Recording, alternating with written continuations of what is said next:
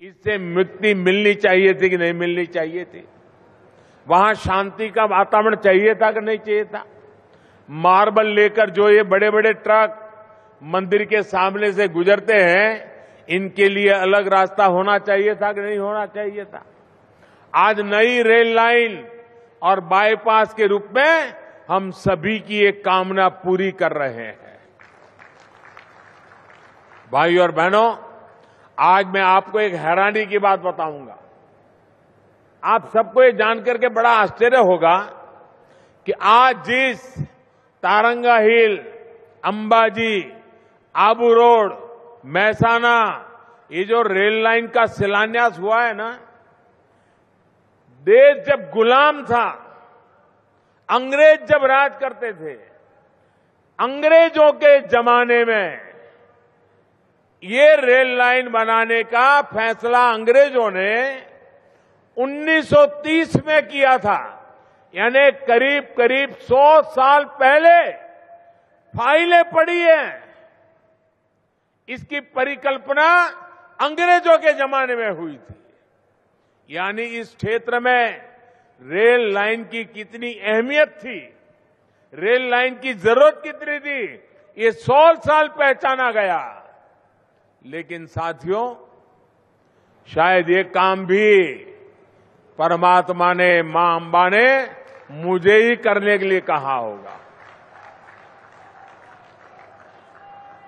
दुर्भाग्य से आजादी के बाद ये काम नहीं हुआ। आजादी के इतने दशकों तक ये फाइलें सड़ती रही। जब मैं गुजरात का मुख्यमंत्री था तो इसके पीछे लगा हुआ था, इसका प्रस्ताव रखा था, लेकिन तब हमारी कोई सुनवाई नहीं हुई, सरकार कुछ और थी।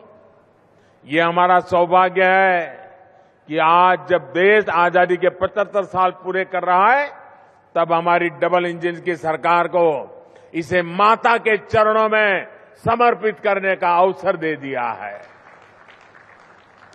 इस रेल लाइन से और बाईपास से जाम और दूसरी समस्याओं से तो मुक्ति मिलेगी ही, साथ ही मार्बल उद्योग को भी बल मिलेगा। वेस्टर्न डेडिकेटेड फ्रेट कॉरिडोर का एक बहुत बड़ा हिस्सा इसी क्षेत्र में है, जो आज चालू हो गया है। डेडिकेटेड फ्रेट कॉरिडोर से यहां का मार्बल, और हमारे किसान तो यहां आलू की खेती करने में मशहूर हो गए, अब सब्जियों की खेती कर रहे हैं, टमाटर की खेती कर रहे हैं, और दूध में भी पीछे नहीं है। ये सारी चीजें बहुत आसानी से उनके लिए रास्ता मिल जाएगा, आसानी से पहुंचाना सरल हो जाएगा। किसानों को विशेष लाभ इसलिए भी होगा क्योंकि आने वाले समय में विशेष किसान रेल भी यहां से चल सकती है। भाइयों और बहनों, सबसे बड़ा लाभ यहां के पर्यटन उद्योगों को होने वाला है। यहां तो अंबाजी मां स्वयं विराजमान है, और जब मैं मुख्यमंत्री था तो हमने यह 51 शक्तिपीठों का भी निर्माण किया है। मां अंबा स्वयं 51 शक्तिपीठों में से एक है, और हमने सभी दुनिया भर में जहां जहां मां अंबा का स्थान है, उसी रिप्लिका यहां बनाई है। यानी एक प्रकार से ये 51 तीर्थ क्षेत्रों की यात्रा अंबाजी में आने से हो जाती है। लेकिन मैंने देखा है, अभी भी लोग इतनी तेजी से आते हैं कि मां अंबा के दर्शन किए फिर भाग जाते हैं। मैं ऐसी स्थिति पैदा करना चाहता हूं कि जो अंबाजी आएगा उसको 2-3 दिन यहां रहना पड़े, इतनी सारी चीजें मुझे खड़ी कर देनी है, ताकि यहां पूरा रोजी रोटी बढ़ जाए। देखिए, पास में गब्बर, अब हम गब्बर को बदल रहे हैं, आपको नजर आता होगा। किसी ने सोचा होगा क्या? आज गब्बर तीर्थ के विकास के लिए मैं गुजरात की सरकार की बहुत प्रशंसा करता हूं। अब अजितनाथ जैन मंदिर, तारंगा हिल, उसके दर्शन भी आसान हो जाएंगे। जैसे पालीताना का महत्व बढ़ गया है, वैसे तारंगा हिल का भी महत्व बढ़ेगा। ये आप लिख करके रखिए। ट्रेन चलेगी तो ज्यादा तीर्थयात्री यहां आएंगे। होटल, गेस्ट हाउस, दुकान, ढाबे वालों की यानी उनकी आय बढ़ेगी, छोटे छोटे दुकानदारों को काम मिलेगा, युवाओं के लिए गाइड से लेकर के टैक्सी सेवाओं तक नए मौके मिलेंगे और धरोई डैम से लेकर के अंबाजी तक पूरा बेल्ट मुझे विकसित करना है। जैसे आज स्टैच्यू ऑफ यूनिटी पर जाकर के देखते हैं, वैसा ही मैं यहां करना चाहता हूं। पूरा एक क्षेत्र धरोई डैम में वाटर स्पोर्ट्स को लेकर संभावना है, अब उन्हें भी और विस्तार मिलेगा। भाई और बहनों, एक तरफ आस्था और उद्योगों का ये गलियारा है और दूसरी तरफ हमारा बॉर्डर है, जहां हमारे वीर जवान राष्ट्र रक्षा में तैनात रहते हैं। हाल ही में सरकार ने सुईगाम तालुका में सीमा दर्शन प्रोजेक्ट की शुरुआत की है। प्रयास ये है, देश भर से लोग यहां आकर के सीधे हमारे बीएसएफ के जवानों के अनुभवों को देखें, जान सके। ये प्रोजेक्ट राष्ट्रीय एकता के पंच प्राणों को भी ताकत देने वाला है और यहां पर्यटन से जुड़े नए रोजगारों का भी सृजन करेगा। मीठा, थराद, डीसा सड़क के चौड़ी होने से भी इस परियोजना को बल मिलेगा।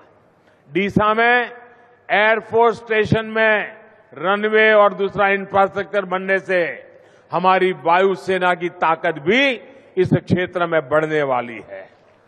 रणनीतिक लिहाज से ये एयरफोर्स स्टेशन देश के लिए बहुत महत्वपूर्ण होगा। जब इतना बड़ा स्टेशन यहां बन रहा है, तब आसपास व्यापार कारोबार भी बढ़ेगा। यहां दूध, फल, सब्जी से लेकर अनेक प्रकार की जरूरतें पैदा होगी, जिससे यहां के किसानों, पशुपालकों सभी को लाभ तय है। भाई और बहनों, बीते 2 दशकों के निरंतर प्रयासों से बनासकांठा की तस्वीर बदल चुकी है। नर्मदा के नीर, सुजलाम सुफलाम और ड्रिप इरिगेशन ने स्थिति को बदलने में बड़ी भूमिका निभाई है। इसमें बहनों की भूमिका, इस भूमिका में बहनों का रोल बहुत अग्रणी रहा है। बनासकांठा में कभी अनार की खेती होगी, अंगूर की खेती होगी, आलू और टमाटर इतने बड़े पैमाने पैदा होंगे, कुछ साल पहले तक ये कोई सोच भी नहीं सकता था। आज जो परियोजनाएं शुरू हुई है, वो किसानों, युवाओं, महिलाओं सभी का जीवन बदलने का काम करेगी। एक बार फिर मां के चरणों में वंदन करते हुए आप सभी को विकास परियोजनाओं की बहुत बहुत बधाई। आपका भरपूर आशीर्वाद हमें ऐसे ही मिलता रहेगा, इसी कामना के साथ बहुत बहुत धन्यवाद। અને પહેલા તો મારે તમારી માફી માંગવી પડે, કે મને આવતા મોડું થયું, મને અંદાજ નહોતો કે હવે મેં કહું અહીંયા સીધા નીકળીશું ને પહોંચી જઈશું, પણ રસ્તામાં એટલી મોટી સંખ્યામાં બધા ગ્રામજનો ઉભા હતા, તો સ્વાભાવિક રીતે મારું મન થતું હતું એમને પગે લાગવું, અને એમ કરતા કરતા પહોંચવામાં મોડો પડ્યો, એટલે આપ બધાએ રાહ વધારે જોવી પડી, એ બદલ ક્ષમા માંગુ છું। પણ આપણા બનાસકાંઠાના ભાઈઓ અને હવે તો બાજુમાં આપણું ખેડબ્રહ્મા પણ, અમારો સાબરકાંઠાનો પટ્ટો પણ આને જ પડે। આપણે બધાએ વિકાસ અને પ્રગતિના નવા શિખરો સર કરવા છે, અને આ 25 વર્ષ આપણી પાસે મોટો મોકો છે ભાઈઓ। આજે દુનિયામાં લોકોનું ભારત માટેનું આકર્ષણ વધ્યું છે। હવે આ મોકો જતો કરાય, આ તક જતી કરાય। इन खबर चैनल को सब्सक्राइब करें।